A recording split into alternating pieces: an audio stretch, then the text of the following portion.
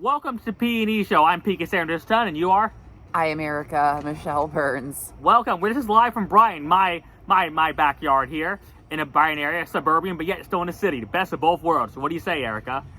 What do I say? Well, yeah, I mean, I'm happy to be here right now in this moment with you. And, you know, we have time to kill before it's time for bed. So we're like, well, let's make a video. Let's reflect on the time we've had.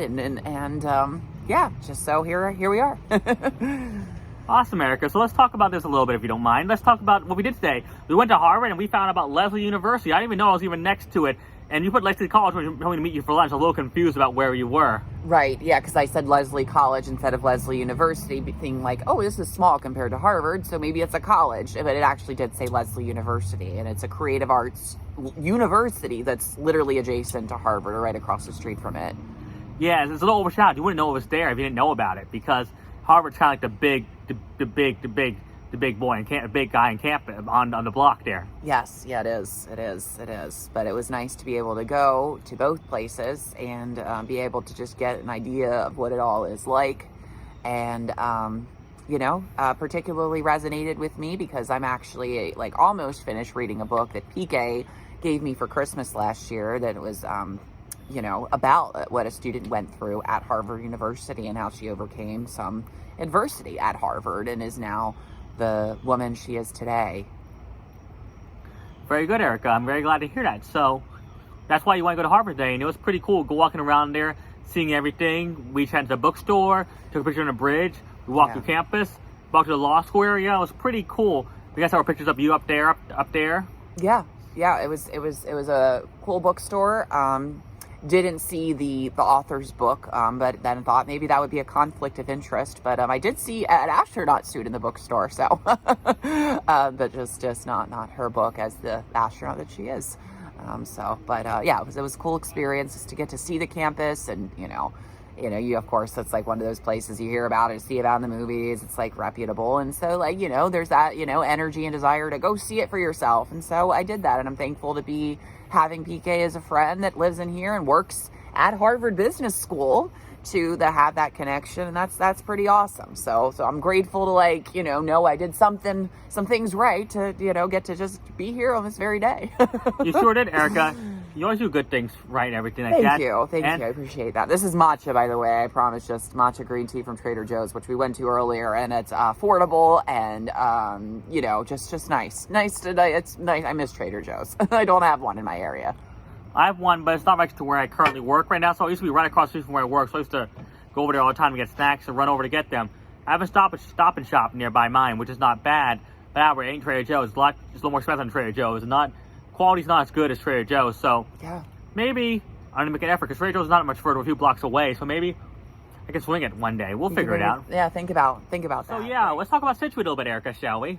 Yeah, so Scituate is the town that you frequent on weekends, and I went with you for the third time this past Saturday to Scituate again. So it was a nice little day.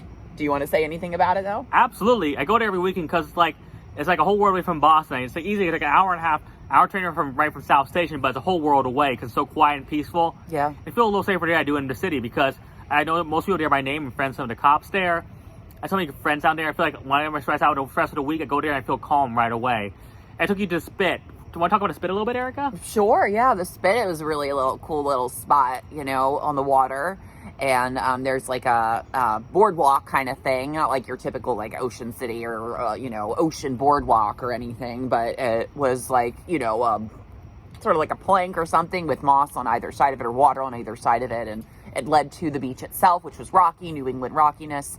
And the waters, and there was a cliff with like houses around it, like a little island, if you will, with like a road leading to the main town. Not really an island then, but yeah, kind of like that. Yeah. It's a little peninsula-ish a little bit because it's peninsula, right? Peninsula. There's a little land area connected there, and also it's where the North River hits the ocean. Those two beds of water mixed together. It's very contemplative. When you look at the water, you get calm and contemplative a little bit. Do you agree? I do. Yeah, it's like you're right in the middle of just nature. And there's not other stimulation interrupting you. Your phone may or may not have any kind of real service at that point. So you can just take pictures and be in the moment there, and or be in your head, but you know, you're there, whether you're you know, whether you think so or not.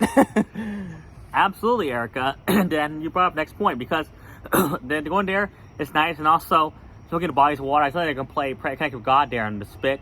Yeah, And the Situate's God's country, to hang out with friends there and all sorts of different people there, you know?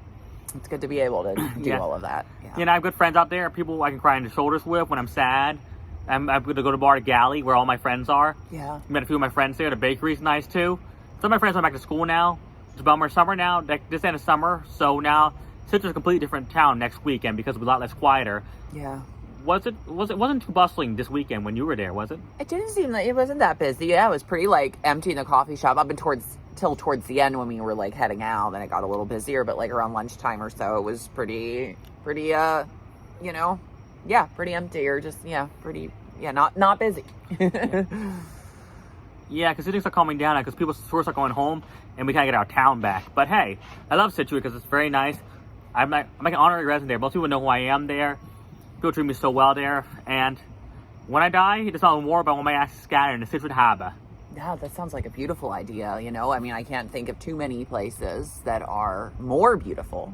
I can think of places that are as beautiful, and maybe arguably other places that, you know, have some things that the beach does not have to make it arguably more beautiful. But for you and where you are in your life, it's a beautiful place and a great idea. But hopefully not too soon. God willingly, that won't be anytime soon. Yes, exactly. Okay, then. So, this has been a hell of a summer, Erica, hasn't it? It has. It has. It has, especially the way it began with me visiting you and your in our college town, and then ending with me visiting you in where you're living now. You know, it's like, yeah, opening and closing a book. You know, the similar way it began and ends. You know, ends similar to how it began. You know, yeah, pretty. You know, cute like that, or nice. Yeah, wrapping it up in a bow. Yeah. Absolutely, Erica. It's amazing how it started off. I can see last time you were here and this time you're here, you really showed marked improvements. You have a career. You really got yourself together. Oh, Some major you. props. You got your FFS and everything like that. Gosh, So- I did get it. Yeah. I got it. I got it. There we go. I love the laugh, Erica. So Erica. Now I'm going to talk about something else here. This has been a great summer here. I go concert every Wednesday at Road, hang out, make some new friends. So our friend Emma. Hope you're doing well in UVM, and hope we'll see you next time you're back in Scituate then. And shout out to your family as well. Your family's awesome. You're shouting out to my family, or No, Emma. Oh, Emma. Oh, right. Emma. Okay. Yeah, I figured that was Yeah. but yeah, shout Yeah. out. And also some Golden Falls. I'm going to go back to Chicago, and I'm going to check out Wisconsin. Check another state off my list. Check out the fall foliage here. Check out Milwaukee. Heard it's a very cool city. That's a really great idea. Yeah, checking out. Yeah, another city and another state. Yeah, and also I'm going to check out, build up my career a little bit more. Hang out with my family for the holidays again. I'm really excited for the holidays. I love summer, but I like fall too, because football, fall foliage, nice weather. And it's just a mixture of things, you know what I mean? So every time, one season ends, I get sad, but there's always good stuff to come, you know? Yeah. How do you plan to further your career, if I may ask? Oh, cool. Gain more skills, take on more responsibilities at work, you know? Okay. really master my competencies, and then really enhance the processes of work. I don't want to get into too many details because it's confidential. You Oh, know? great. Yeah, no, I obviously didn't want you to like have to share things that you're not supposed to share. I just was wondering because I never actually talked to you about that. Yeah. Very cool, Erica. So how about your goals? I hear about you a little bit. Gosh, well, what are my goals? How open or not open should I be with this? You know, should I share things just as openly as good to be, or maybe keep it, I guess broad. Your call. Maybe a happy medium. Happy meeting him. Your call. Yeah. If you want as comfortable as you are. We're not forcing anything out of anybody. Right. Okay. Well, what are my goals? I guess this is a good time to brainstorm, and think about that. Okay. My goals are to, oh, geez. I know what they are. I have an idea of what they are, but it's good to be able to voice them. So I thank you for giving me the opportunity to do so in this video that some or just us may see. I will say that, some goals I have are to relearn how to play the guitar and get even further than I did the first time.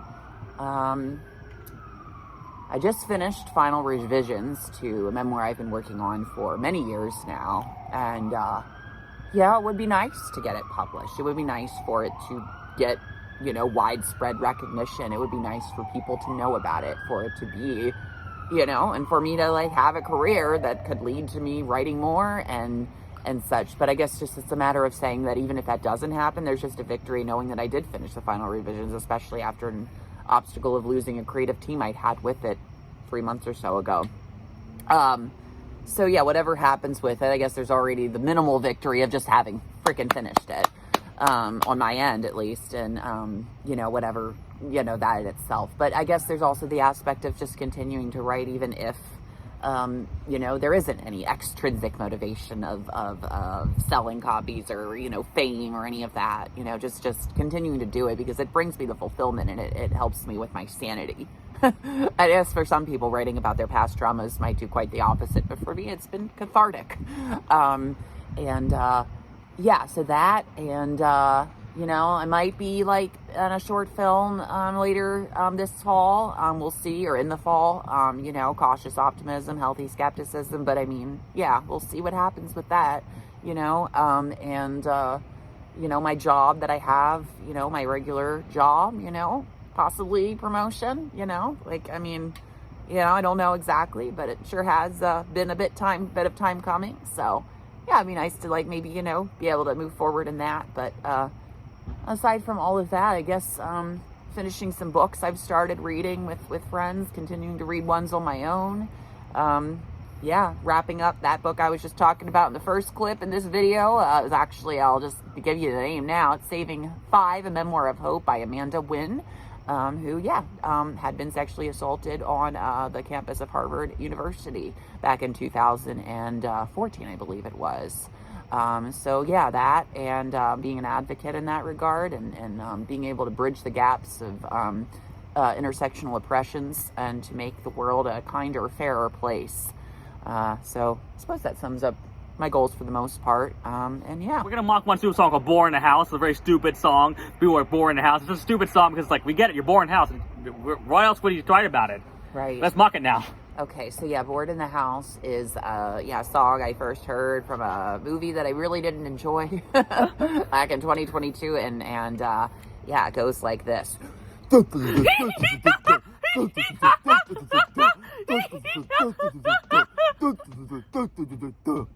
Oh God, this stupid song. We get it, you're bored in the house. This movie sucked. I hated it. Amen to that, sister. So all right, we're wrapping up the show now. I'm PK Sam this time. I'm Erica Michelle Burns, and we are not inside the house filming this. We are not bored outside of the house either, because we're enjoying ourselves right now, and thank you for letting us share this wonderful video with you. Whether or not you're watching it is another story. Have a great night. You too.